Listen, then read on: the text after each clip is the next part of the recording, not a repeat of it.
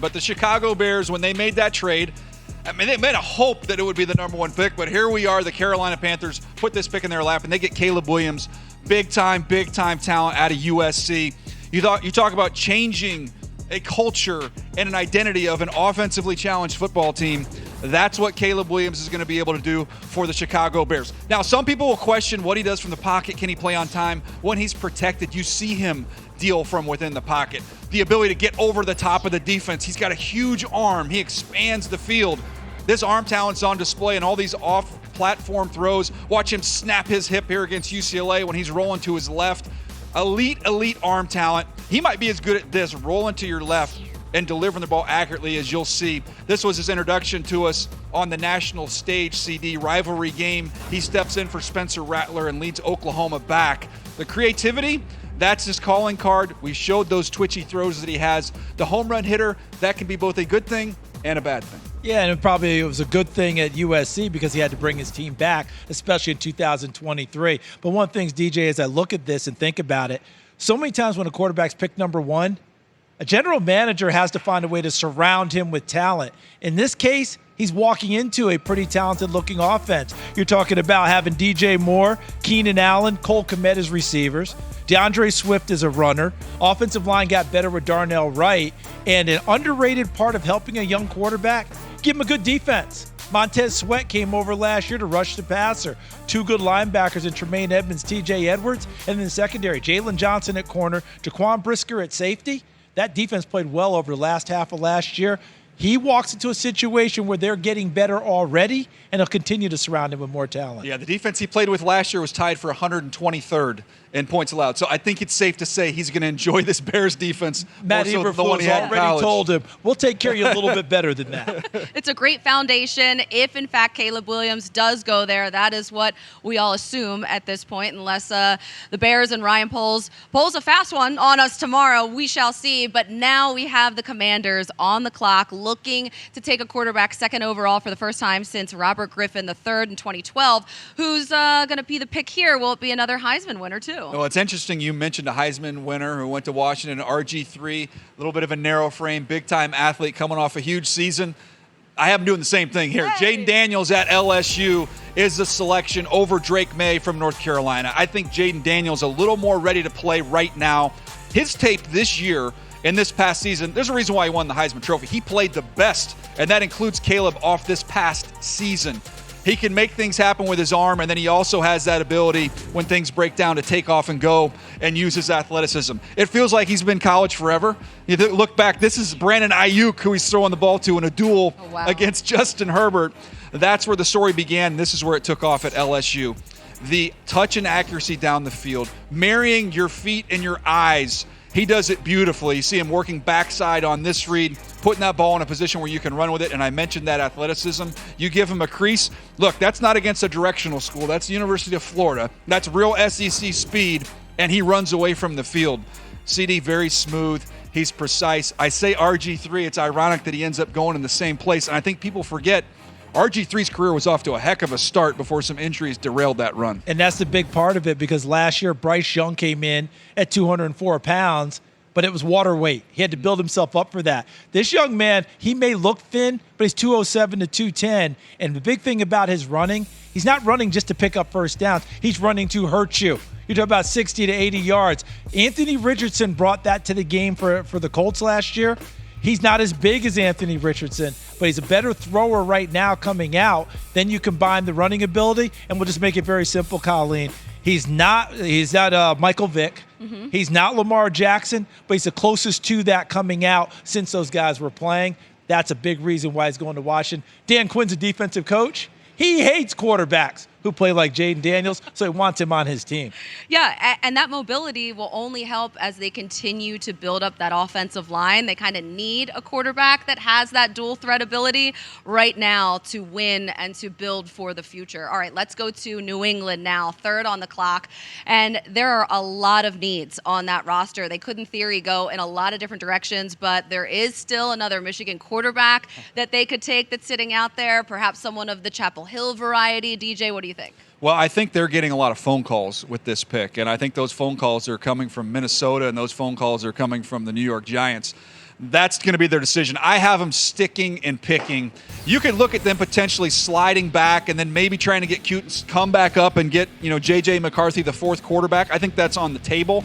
But usually when you need a quarterback, as they do, and one is staring you in the face like Drake May, you don't get cute. You stick and pick, and you upgrade the most important position on the field. When you look at Drake May in his game, you start, first of all, this is a big, rugged guy who fits the environment there in New England.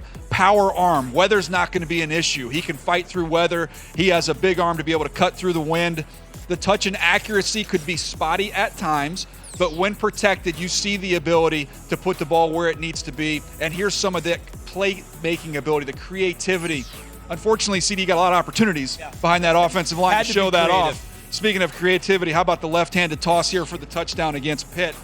There is so much upside with him because of what he does as a thrower, but then also an excellent runner. When you put his rushing stats up against Jaden Daniels, he's in the conversation just in terms of the production that he had. Big-time size. I love that he can throw with anticipation. I put Jordan Love on there because if you remember, Jordan Love's last year in college, the supporting cast deteriorated. His play went down a little bit. I think you can make the same case with Drake May. Patience was required for Jordan Love. Patience will be required for Drake May. I like the comparison, and you did talk about the Michigan quarterback that might be in consideration there in J.J. McCarthy. But talk about Drake May going here and doing this.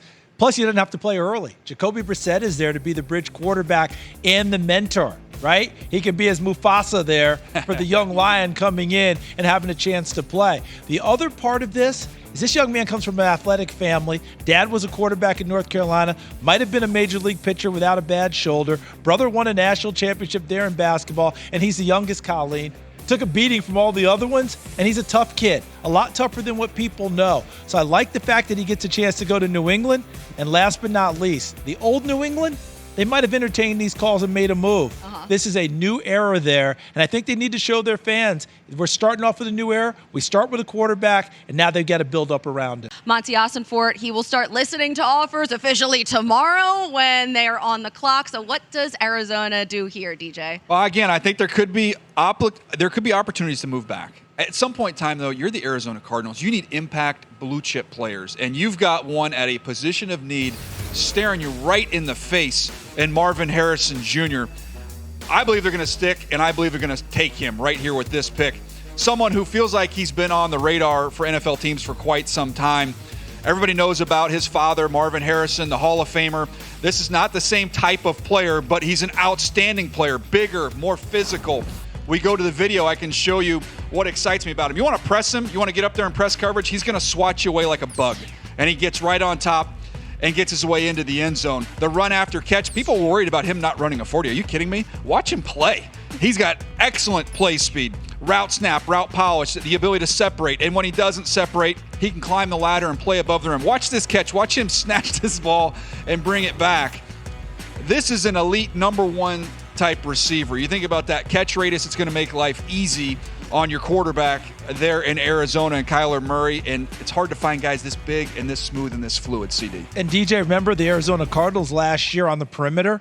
Their wide receivers were 31st or 32nd in yards per ball game. They couldn't get anything going out there, and Kyler Murray's going to stand up and applaud when this happens. The difference between Marvin Harrison Sr., Marvin Harrison Jr., Dad was much more like a shooting guard. Yeah. This kid, more like a small forward, because you mentioned his ability to play above the rim. He's got all that going, and they need that type of a player in Arizona to help unlock that offense and get Kyler Murray some space to be creative underneath. And you mentioned the catch radius and the body type. It just reminds me of DeAndre Hopkins when he was in Arizona with Kyler Murray, and we saw how that worked out when the two were together. So Kyler gets another DeAndre Hopkins, maybe better, who knows? We'll have to see how it unfolds. But before we get to the Chargers pick, DJ, at 5, just like a real quick update here on new head coach Jim Harbaugh, who last fall, he said if his Michigan Wolverines went undefeated, he'd get a tattoo commemorating the accomplishment. Well, over the weekend, he made good on his word there, saying he's impervious to pain while getting inked. So, DJ, did you have a similar experience with your tattoos? And who's the first pick in the Harbaugh era? I did think about getting a tattoo when App State beat Michigan. I wasn't even on that team, but I decided not to. This is an interesting one. This might raise some eyebrows.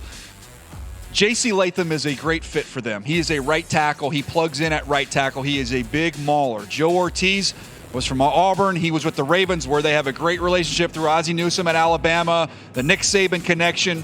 It fits what they want to do running the football. This could be a situation where they trade down and take Latham if somebody wants to come up for a quarterback, but I'm connecting him with the Chargers. I was surprised it wasn't Joe Alt there. Yeah, and Joe Alt is a left tackle. This is someone that plugs right in at right tackle. You leave Slater alone. That's part of the thinking there. You get to the New York Giants. We've talked about J.J. McCarthy potentially with them. I think they were a Drake May team. Move up for Drake May. If they don't get Drake May, I think you look at wide receiver and CD, an explosive one, in Malik Neighbors. And he absolutely fits what Brian Daboll loves out of receivers. That explosiveness, the ability to run with ferocity, both before and after the catch, and the competitive level. You ever go to a Giants practice, watch Brian Daboll and his team? They always have a competitive period or something that wins the day, offense versus defense, things of that nature. This is a kid who's going to want to be out there for each one of those competitive drills. He's going to say, Coach, I got this. I'm going to win this one. He scares the heck out of defensive backs just by how he blasts off the line of scrimmage. And DJ, he had a polish with each year at LSU on his route running. He got better and better and better. You see DJ Moore for what he does after the catch. That's going to be a friend of the quarterback there with the New York Giants. We get to the Tennessee Titans. This feels pretty obvious. If Joe Alt is there, they have a need at that position. He's a left tackle. He's a premier left tackle, in my opinion.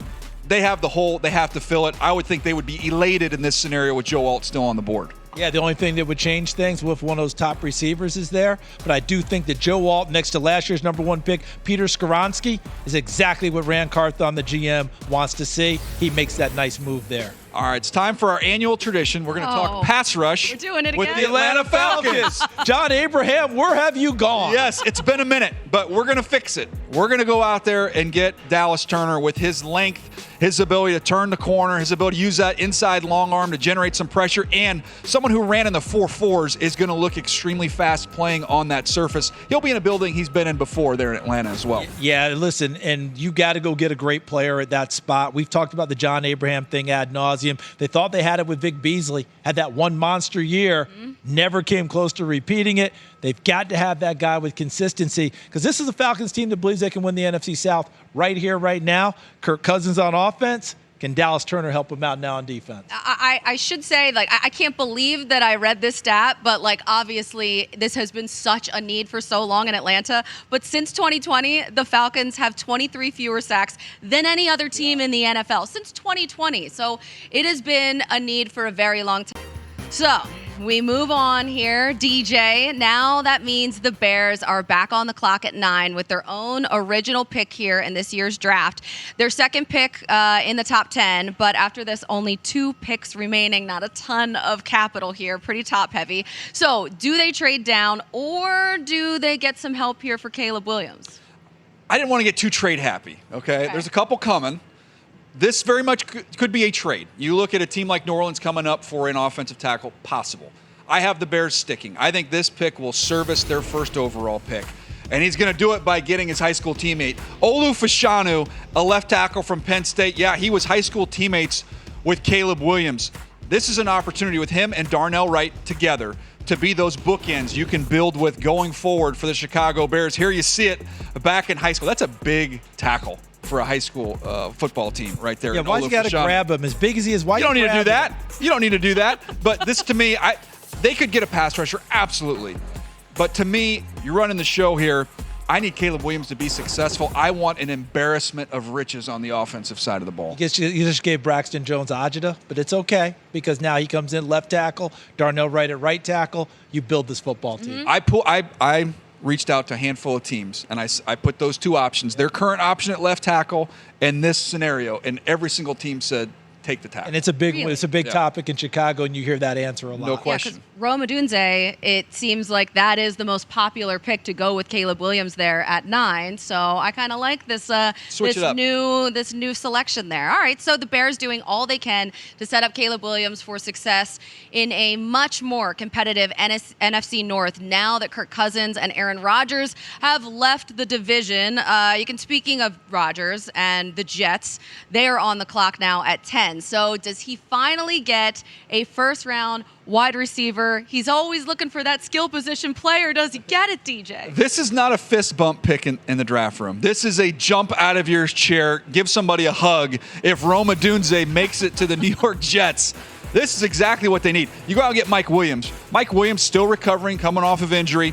You've got a big-time dude in Garrett Wilson. We know what you have in the backfield with Breece Hall. They've addressed the tackle position in free agency, but this, Charles, it's my favorite player in the draft in Rome Odunze. I would love to see him paired up with Aaron Rodgers. And since you mentioned all the different guys who are already there, including Tyler Conklin, go ahead and take us through what he looks like as a player, DJ. Yeah, he's complete. You're not going to be able to get after him at the line of scrimmage. He's too big. He's too strong. He can go up and absolutely get it at the highest point.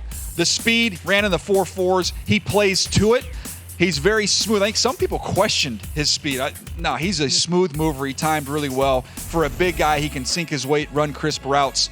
This is an intriguing collection of talent they have now with the Jets. It certainly is. You mentioned all these different guys they have. They hope to have Mike Williams back for the season opener. Obviously, they want to get Aaron Rodgers back after only 4 plays last year. But also remember this.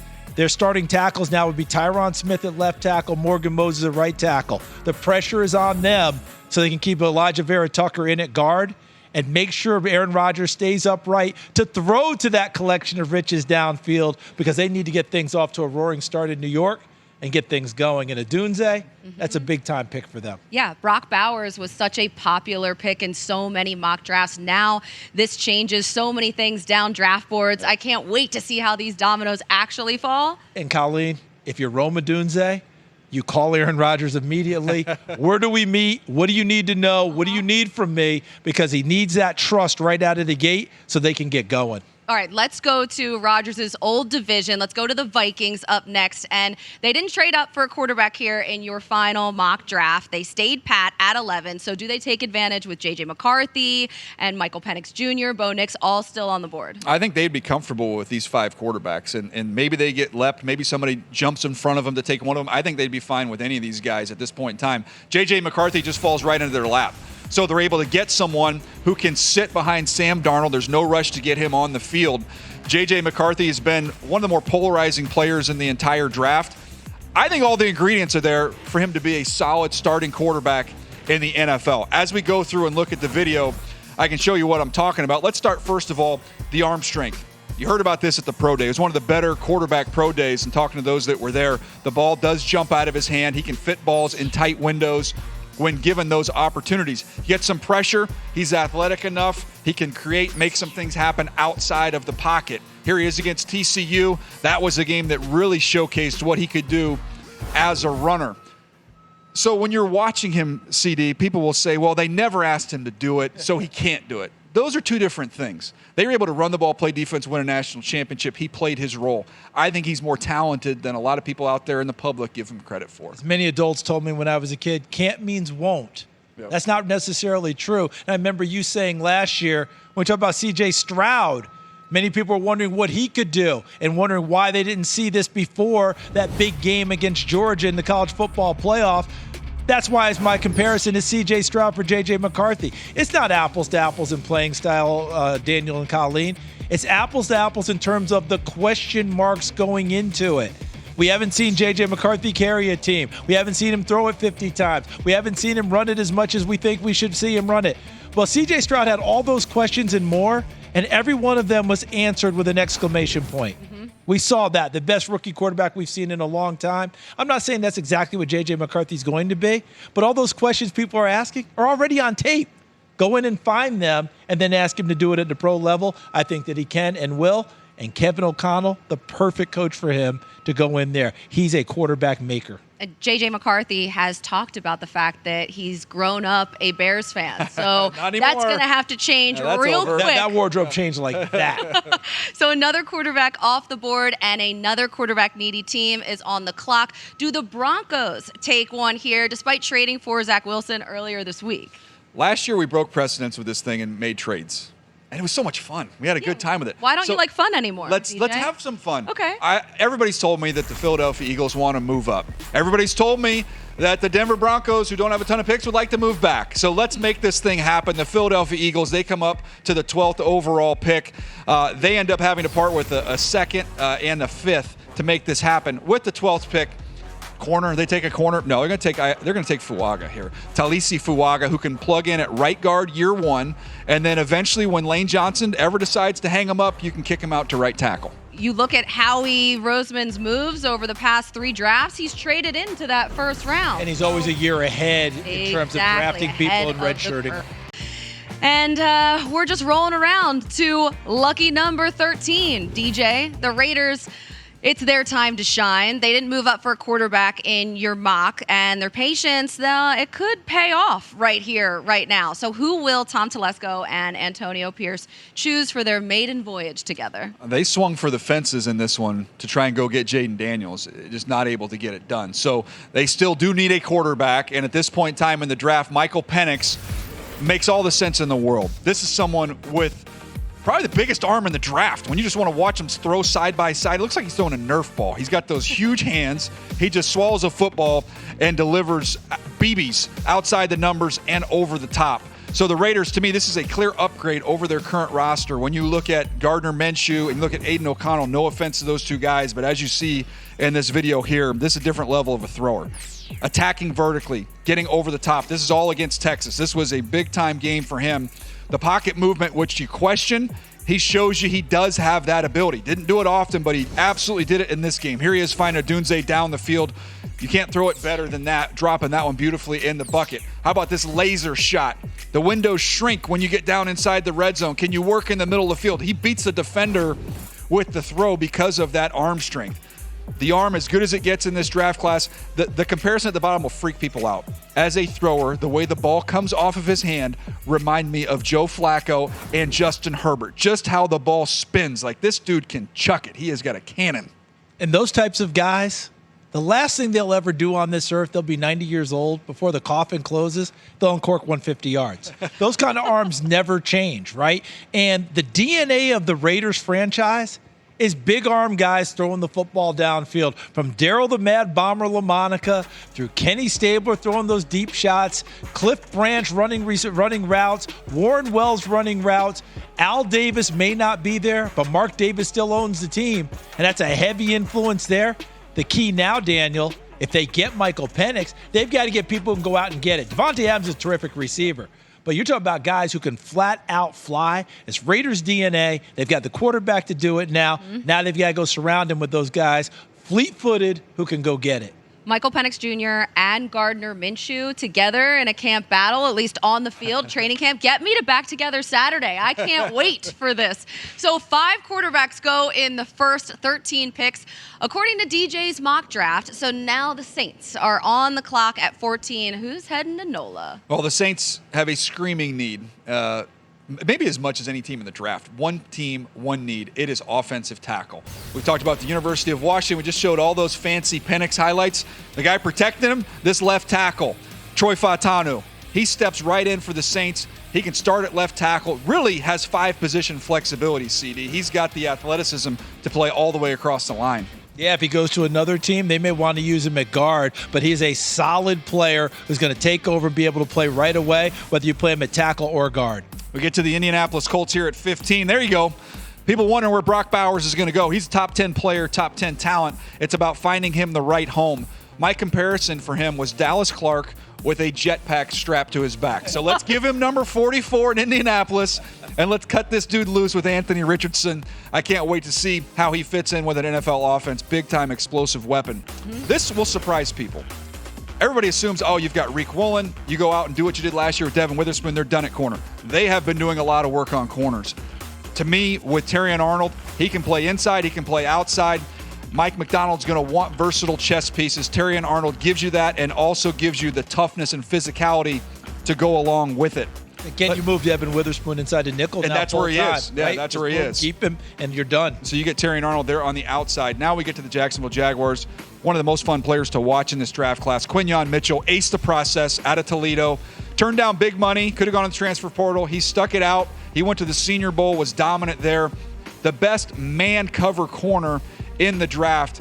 He lands with the Jacksonville Jaguars. We get to pick number 18. This is a player we could see go up there in the top 10. Byron Murphy is in play at 8. He is in play at 9. In this scenario, he falls right into the lap of the Cincinnati Bengals, who, by the way, CD, is there anybody that doesn't want to get traded on the Cincinnati Bengals in the last 24 hours? And Lou Anarumo, the defense coordinator, wants someone who wants to stay and play, and he needs a big-time defensive tackle. DJ Reader now in Detroit. And this is an upfield penetrator, gets you a lot of pressure from that defensive tackle position. Again, this is a steal if he's there at this portion of the draft. He also scored 2 goal line touchdowns last year, so maybe he can help out with that red zone offense in a pinch. Who knows? Apparently if T. Higgins wants out, and then Right. you've got a pass rusher that wants out as well, and Trey Hendrickson, maybe he does have He'll to go be in the both ways. really heavy package. All right, so DJ, I still don't even believe this to be true. The Rams are on the clock at 19 with their very own first-round pick for the first time in 8 years. Can you believe it? Pinch me. It hasn't been since GM Les Snead and then head coach Jeff Fisher selected Cal quarterback Jared Goff first overall in the Rams' first season in Los Angeles. That feels like eons ago, so long ago. So, DJ, when you look at what the Rams can do here, they can go in a lot of different directions. So where are they going? It's been a while since they've been to the first round, and Yeah. I have them getting lost on the way there. What? Because I have them trading. No. I have them trading out. They finally get up there. Those picks. Why are you Forget taking those this away picks. from We're us? collecting now. We're collecting picks. They've done such a good job outside of the first round. They can find value. The Commanders, they own the 36th and 40th picks. There's a way you can get creative right here if you're the Rams to come away with a nice little haul. You look at the Commanders, you take Jaden Daniels with the second pick. They are not equipped to protect him right now. They need a left tackle. To me, you go out and you get Mims. This run on tackles is going to happen early. So that's why I have them making that move.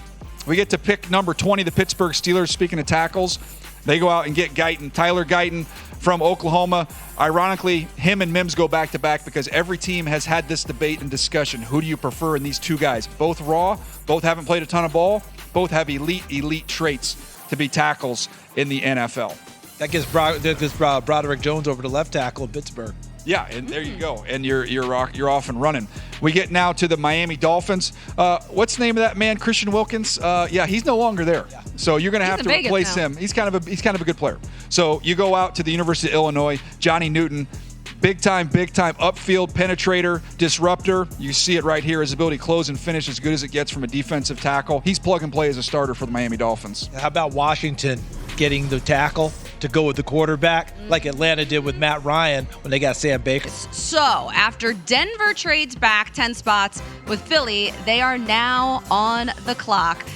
Sean Payton, he's done his homework on these quarterbacks as he always does. So, where does he go with this pick? Does he get his guy at 22?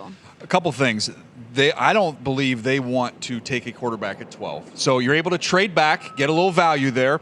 I also don't believe that the acquiring Zach Wilson is going to preclude you from taking a quarterback. So I am trading back 22. I am taking a quarterback out of Oregon and Bo Nix. This is someone that just feels like a Sean Payton quarterback. When you watch him, quick decisions, accurate, take care of the football, all the checklist of a Sean Payton quarterback, CD, you see it here with Bo Nix. Yeah, and a lot of Drew Brees comparisons because of that. You know, that style of play and what we saw at Oregon versus what we saw at Auburn and the improvement. I feel like, DJ, when you talk about Bo Nix, you talk about a guy who wins a lot in pre-snap. Sees the defense, knows where he wants to go with the ball, thus is able to be decisive and get it to the right people at the right time. I see you've got him Tua Tagovailoa as a comparison, and I totally get that. Same exact thing. Not a huge arm, but an accurate arm, a precise arm. 45 touchdowns last year, 3 interceptions. That speaks volumes. Man has started a lot of football games. 61 games in college? Correct. Till the Senior Bowl, 62. Let's get to the Minnesota Vikings with the 23rd overall pick. Remember, they didn't have to part with this pick. They got the quarterback in McCarthy at 11. Here, they get a big-time edge rusher in Chop Robinson. Continue to add to this defense. They lost some pieces to Neil Hunter among them in the offseason. They are able to get a big-time explosive player in Chop Robinson. Let's get to the Dallas Cowboys. Graham Barton out of Duke, played left tackle last year, but you go back to his freshman season, he played center. That's the position I believe is best for him in the NFL. Plug-and-play starter for the Dallas Cowboys there at 24. Let's keep it rolling to 25. The Green Bay Packers on the clock. Cooper DeJean. I believe when you look at his ability as a returner, the new rules help a guy like this. He can be your big nickel. Some teams believe he'll kick back and end up being a safety. Others believe he can hold up at corner. To me, I love him in that big nickel role, and I love him returning some kicks and adding some value on special teams. Let's get to 26 with the Tampa Bay Buccaneers. Let's keep the pass rush theme going. You saw just a minute ago with Chop Robinson. Here you have Jared Verse. Jared Verse, this is big-time value from where I have him rated. CD, I know you're a fan of his power and his ability to rush the quarterback as well. A nice, tremendous value here for Jason Light and the Tampa Bay Bucks. I really like his effort as well. He'll throw one move, throw a second move, and a third one. And how about this? A lot of people think Latu might go higher here. You got him going down to the Cardinals. That's got to be a steal for them. His name comes up at number 8. Yeah. You think about his college coach where he started at the University of Washington, Jimmy Lake. He is there with the Falcons. So there's a wide range, and a lot of it's based off of the medical. That's a wild variance. DJ, the Bills, they shipped off Stephon Diggs. He's no longer in Buffalo. Now what direction will they go with that wide receiver position so deep in this draft? Gabriel Davis gone as well. They get a wide receiver, literally fell right into their lap, and Brian Thomas Jr. This is a scenario where because of the depth of the class, you could see the wide receivers start to slip once the big three go. This is a home run pick, literally. One of the fastest guys in the draft, can get over the top. Big time athlete, a nice addition and fit right there with Josh Allen. Let's keep it rolling here. Let's get to the 29th pick with the Detroit Lions, the hometown team. They've done a ton of work on corners. Talking around to colleges that have the top corners in this class, I asked, who's the team that's been doing the most work? The Detroit Lions come up over and over and over again. Speaking of corners, let's get to 30, CD, the Baltimore Ravens. They love guys that can go nose-to-nose, play man coverage as well, free you up to be able to send those exotic blitzes. Wiggins is a pure cover corner. He's as smooth in coverage as any corner in the draft. He can flat out fly, the fastest corner at the combine in the 40-yard dash. And when you look at the Ravens last year, had a ton of injuries back there at the corner position, battled their way through. They definitely want to fortify the secondary. Yeah, added a little bit of weight to it his pro day, which was good to see after weighing $173 at the combine. We get to 31. How about this fit here with the 49ers? Xavier Worthy, not only the fastest player in this draft, the fastest player in any draft. Broke the record there at the combine. Kyle Shanahan, this is my theory with this pick. He watches his buddies who run his system. He watches those guys in Miami who fly around, and then he pops on Slowick, his buddy's taped down in Houston, and goes, this Tank Dell, I could do something with a receiver like this. Xavier Worthy gets to fill that role for Kyle Shanahan. All he's done is super speed up his ball club. Okay, you guys have an answer for what we're trying to do. You think you've got that with Debo beating you up and Ayuk that way? I'll get a faster guy. Catch him. We got one more receiver. We got one more receiver to come off the board here. 32. Kansas City Chiefs, last pick, Super Bowl champs, A.D. Mitchell, Adonai Mitchell. You watch him early in his career at Georgia. You saw it late in his career at Texas. Big plays. Go climb the ladder, play above the rim, and legit 4.3 speed. Hey, what do you know? Speed, size, athleticism, the Kansas City Chiefs, Patrick Mahomes. It's a good fit. Yeah, it's a love letter to Patrick Mahomes, who's made good over the last 2 years, plus the uncertainty of the Rashee Rice situation. So back-to-back Texas receivers close out DJ's mock draft.